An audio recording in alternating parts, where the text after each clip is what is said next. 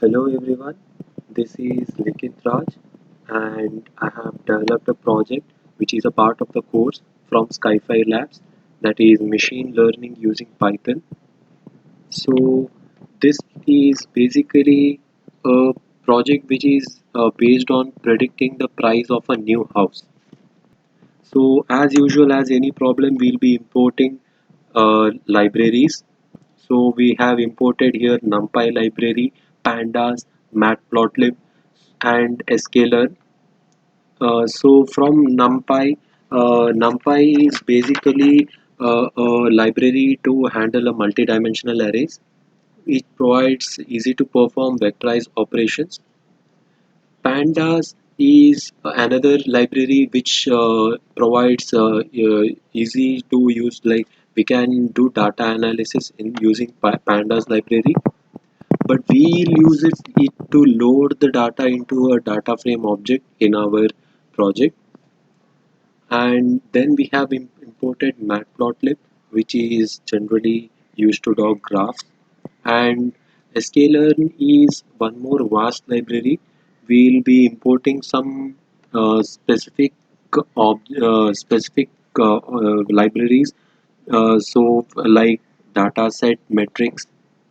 So we will import these from sklearn library. We have imported func animation, which is used for animation, which we'll see later on. We have imported our dataset, that is load Boston dataset. We have imported mean squared error, which computed mean squared error between predicted and the true values. We have imported train or test split. So this function takes the data set as features and target and then splits them into two sets. So that is training and testing set.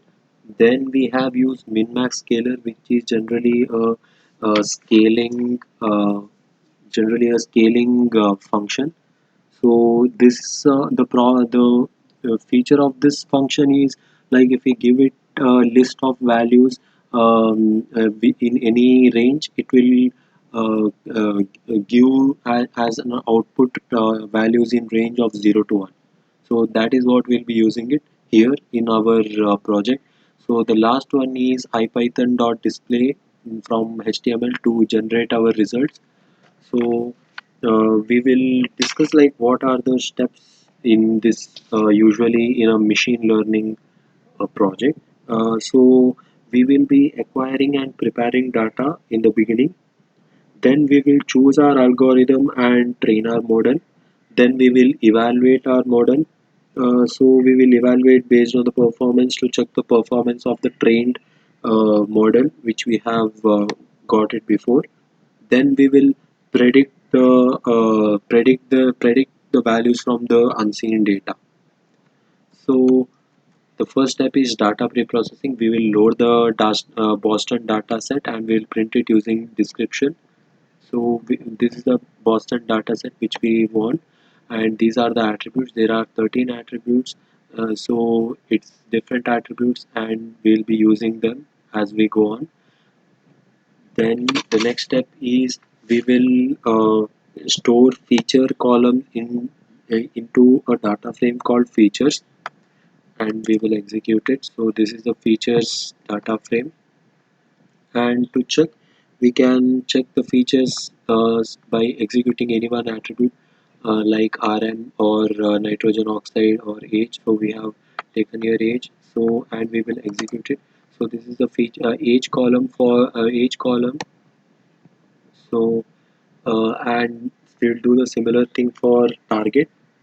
So we will store target columns into a data frame called target, and we'll execute. This is the target data frame, and we'll run some simple queries on the target for a better understanding. So this is the minimum and the maximum targets we have, target values we have, that is 5 and 50. Then we will concatenate the features and target into a single data frame, as we want it side by side and not one below the other. So it should come column wise. So we have provided the access parameter as 1, which by default it is 0. So we have put it as 1. Then we will executed. So this is our data set. So this is a better visualization of our data set than we had above. So similarly, we will go on doing, we will visualize it better and better. Though, so next step is we will describe our data set in a much better way. So we will describe using describe function. So in describe function is basically from a pandas data frame object, which pandas data frame object, it provides statistical description of a data set. So this is a better description. So we can see here count has 506 samples for all the attributes.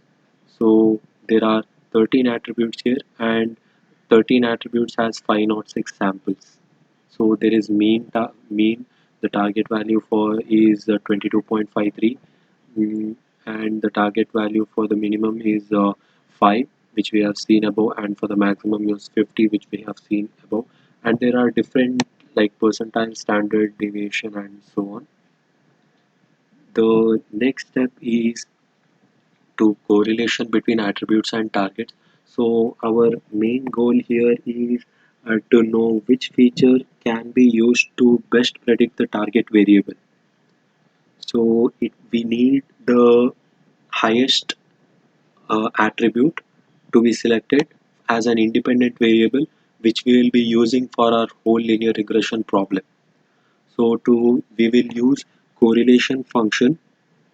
So correlation is a statistical metric. It describes how closely the values in one column are dependent on the values on the other column. So whenever an attribute has a highest absolute correlation with the target, we'll choose that as an independent variable to perform our linear regression. So we have obtained correlation coefficients in descending order. So we want it in descending order. So we have given reverse as true. We will unzip the pairs which we have zipped above. So this is we will plot the bar graph to find out our highest attribute. So yes, we have got the attribute. So in this is the bar graph which we needed. So here, as we can see, LSTAT column has the is the highest feature like attribute, uh, which we'll be choosing as an independent variable. LSTAT is the percentage of lower status population in the neighborhood, which should be, since it is high, the cost of the houses might be low. The next one we can see is the RM. This is the number of rooms per dwelling. So RM should be it is it increase if the rooms are higher, the price of the houses are also higher. So pupil teacher ratio is next, PT ratio. This must be low so that pupils get more individual attention. So and so on. There are similarly there are other 10 attributes like that, but we will be choosing LSTAT among the 13 attributes. So we will normalize the data using our LSTAT values and target values. So we will take LSTAT values in X and target values in Y. We will normalize the data using min-max scalar function, which from the scalar library. So we will check the values before normalization. We will get it in varied numbers, but so that is why we will use min-max scalar to scale it uh, between a particular scale. That is, in our case, it will be 0 and 1.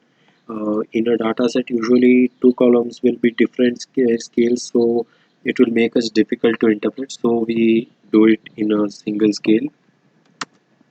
So after normalization, we get the values between 0 and 1, which is what we need.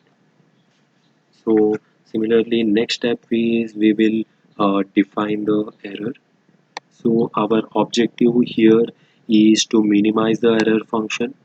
To compute the error function, we will be taking the difference between true values and the predicted values. So then we will be taking the sum of their differences. Then we will be dividing that quantity by the number of examples in that data set. So we have used mean squared error as our loss function because we have a continuous data set, so it makes easier to calculate the gradients further. So there are three functions that constitute the model, that is error function, update function, and gradient descent function. So we have this gradient descent. We have we'll be doing the error function. We'll be defining the error function. So next we'll be updating the weights. So we'll be updating the weights, and next is the gradient descent function. So there above we updated weights such that it gets closer to the final values, and here uh, we defined the error function above. Its purpose is to compute the cost function value, and here using the above two we will implement the gradient descent algorithm, and we have done it. And next step is we'll split that data set into two, that is the training and the testing data set. So we will be taking 20% of the testing data set, and remaining is the training data set from our overall data set. So we will be storing it in these variables x and y for x train and y train for the training data set, and x train and x test and y test for the testing data set. So next step is using the gradient descent function. So we'll be using a time magic function here provided by the IPython. So this we will get the wall time, and next we will come on to our visualization of our learning process. So here there are three steps. We'll be plotting the regression line uh, against the training data set to visualize what the line looks like for the training data set. So this will do a scatter plot, and we will get the plot. So this is how it looks like. And next is we'll plot the error values. The It shows how the error drops over the time.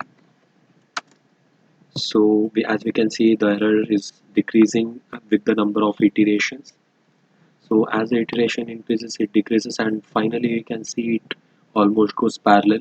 That is no error as we increase the iteration.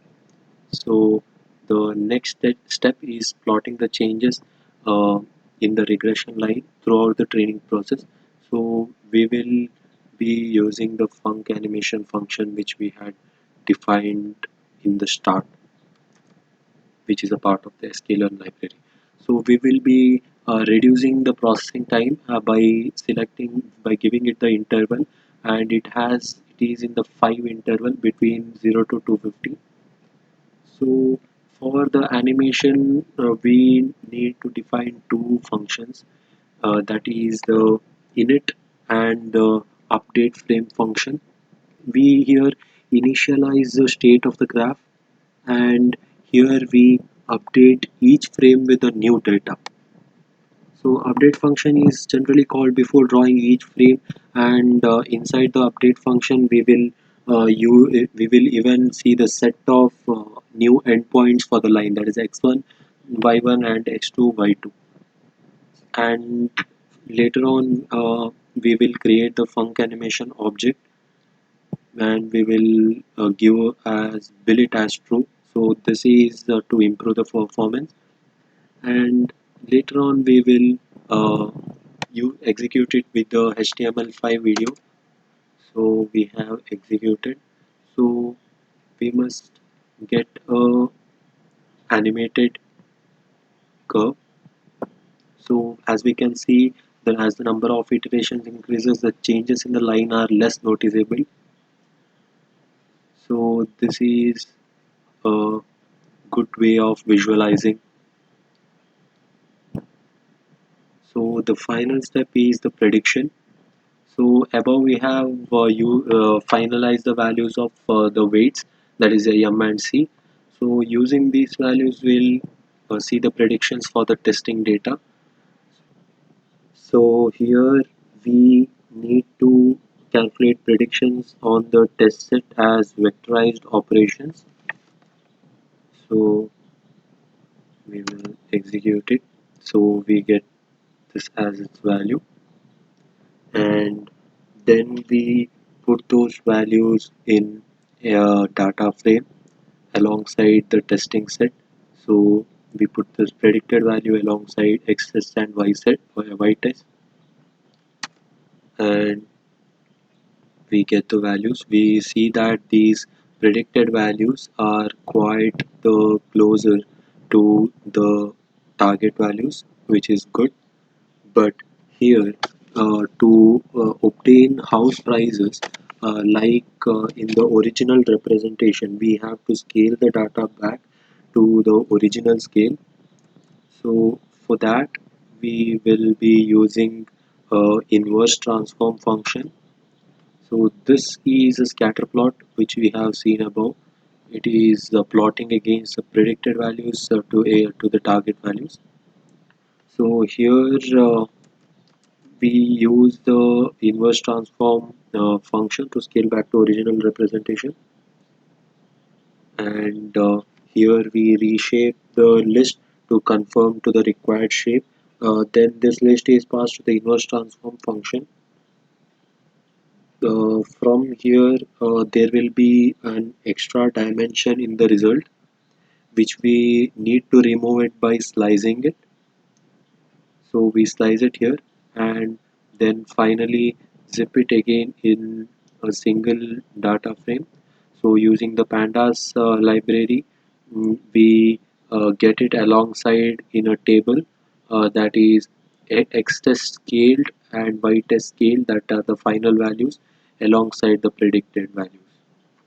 So we finally get our result. So this is the final of our linear regression problem. So let us now see what will happen if we change the attributes. We had taken LSTAT above, so now let's take some other attribute to observe the changes. So we have here LSTAT. So we will remove it and we will try it for RM, that is the rooms per dwelling, RM, and I run it for all the cells below, run all below. So it's running. So now what we must observe is that it should be higher value in the mean square error.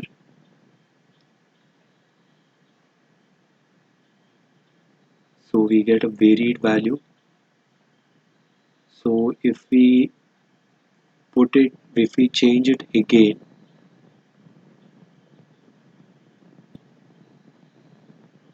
we must the values will change further. So instead of RM, let's take it for D, that is distance. So run for all below. So as we can see, the mean squared error is almost the 4 times the starting which we had got, which is not good. So by this we can tell that the one with the highest correlation is best fit for our linear regression problem. So this is it. So I hope everyone understood the problem. So thank you.